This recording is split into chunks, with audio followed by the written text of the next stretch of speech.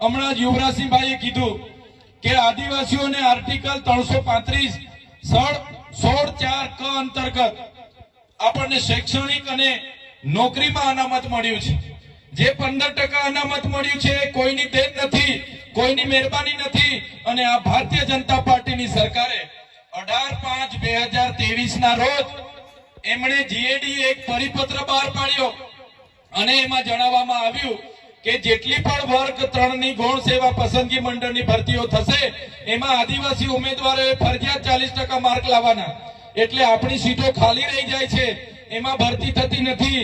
ત્યારે મેં આ મંચ પરથી કહેવા માંગુ છું, તમારા બધાના યુવાનો દીકરાઓ જે પણ ભણી ગણીને આજે ભરતીઓની તૈયારી કરે છે એમને પણ કહેવા માંગુ છું, આવનારા દિવસોમાં અમારી આગેવાનીમાં ગુજરાતની વિધાનસભા ગુજરાતના પાટનગર ગાંધીનગર ખાતે આહવાન થશે અને તમારે બધાએ બજેટ સત્ર દરમિયાન ગાંધીનગર પહોંચવાનું છે।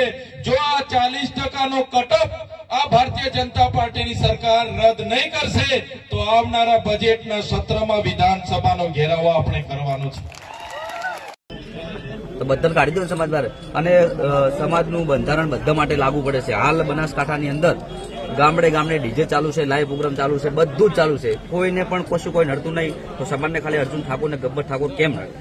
અને બંધારણ સમાજના હરેક દીકરા માટે હોય છે તો ખાલી આ બંધારણ ગબ્બર ઠાકોર માટે અર્જુન ઠાકોર માટે બંને માટે જ કેમ? ઘણા લોકો પૂછે છે, શરૂઆત હતી આમ આદમી પાર્ટીની, ભાજપ અને કોંગ્રેસના લોકો કહે કે આ ગુજરાતમાં અમિત શાહનો ગઢ છે, નરેન્દ્રભાઈ મોદીનો ગઢ છે, ત્રીજો મોરચો નહીં ચાલે, કોંગ્રેસ અને ભાજપ ચાલશે। પણ સાથીઓ આજે જોઈ લો, ગુજરાતમાં ત્રીજો મોરચો આમ આદમી પાર્ટી ચાલતી નથી। આમ આદમી પાર્ટી આજે ગુજરાતમાં દોડી રહી છે। આમ આદમી પાર્ટીના કાર્યકરોની તાકાત છે।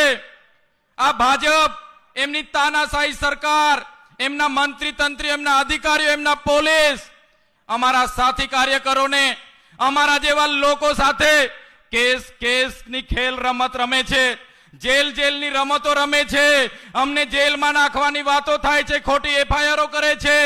પણ એ તાનાશાહી ભારતીય જનતા પાર્ટીને અમે કહેવા માંગીએ છીએ, અમે તમારાથી, તમારી જેલોથી ડરવા વાળા લોકો નથી, અમે તમારી સામે લડવા વાળા લોકો છે। લડીશું અને ગુજરાતની જનતાને ન્યાય અપાવીનું કામ કરીશું।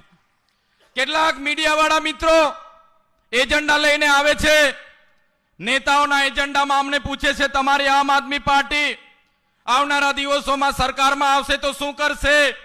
અમારી આમ આદમી પાર્ટી આવનારા દિવસોમાં સરકારમાં આવશે તો એ કર્મચારીઓના કામ કરશે, જે વર્ષો જૂના કર્મચારીઓની માંગણી છે। એ કર્મચારીઓની માંગણી, એ ચાહે આઉટસોર્સિંગ કર્મચારીઓ હોય એમને કાયમી કરવાની, એ ચાહે જૂની પેન્શન યોજના લાગુ કરવાની હોય, એ ચાહે ફિક્સ પગારદારોની વાત હોય, આમ આદમી પાર્ટી 2027માં આવશે તો પહેલું કામ ગુજરાતના કર્મચારીઓને ન્યાય આપવાનું કામ આમ આદમી પાર્ટી કરશે। અત્યાચાર થશે, આમ આદમી પાર્ટી તમારી પડખે ઊભી છે। અને આદિવાસી સમાજના મોટા ભાગના લોકો ખેતી સાથે સંકળાયેલા છે, ત્યારે હું આ ખેત મજૂરોને કહેવા માંગીશ, ખેડૂતોને કહેવા માંગીશ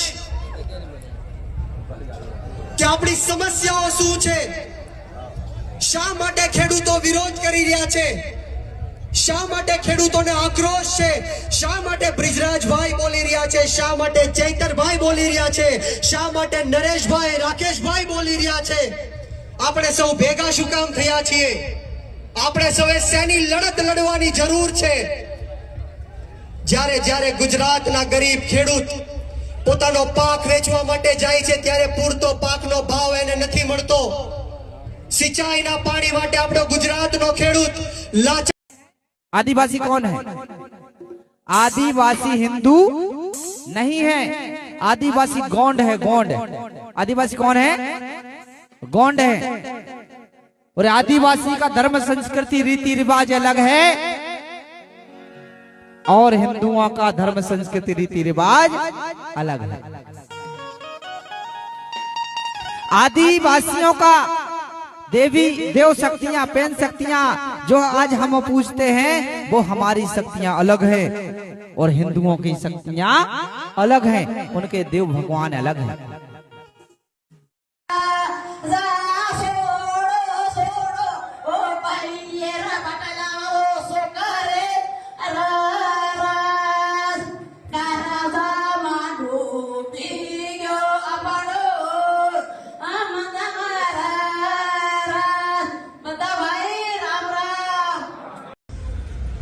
કે પીઆઈ ની માત્ર બદલી કરાવી દીધી. શું પીઆઈ ની બદલી કરાવવાથી કોળી સમાજને નવનીતભાઈને ન્યાય મળશે, હા કે ના? શું એસઆઈટી ની રચના કરવાથી ન્યાય મળશે, હા કે ના? આવી હું તમને 50 એસઆઈટીઓ ગણાવી શકું. અમરેલી જિલ્લાના પાયલ ગોટી બેનના કેસમાં પણ એસઆઈટી ની રચના થઈ. કોને ફાંસીના માચડા ઉપર ચડાવ્યા? ટીઆરપી ગેમ ઝોનમાં અગ્નિકાંડ થયો, અનેક નિર્દોષ લોકોના જીવ ગુમાવ્યા. કોને એની ઉપર એસઆઈટી ની રચના થઈ? કોને ફાંસીના માચડા ઉપર ચડાવ્યા? ગંભીરા બ્રિજની પુલની દુર્ઘટના થઈ, એમાં પણ આ એસઆઈટી ની રચના થઈ. કોને ફાંસીની સજા આપી? તો આ ષડયંત્રથી આપણે બચવાનું છે. આ માત્ર ને માત્ર કોળી સમાજનો રોષ છે, એ ઠંડો પાડવાનું કામ છે. કોઈ પીઆઈ ની બદલી કરવાથી નવનીતભાઈને ન્યાય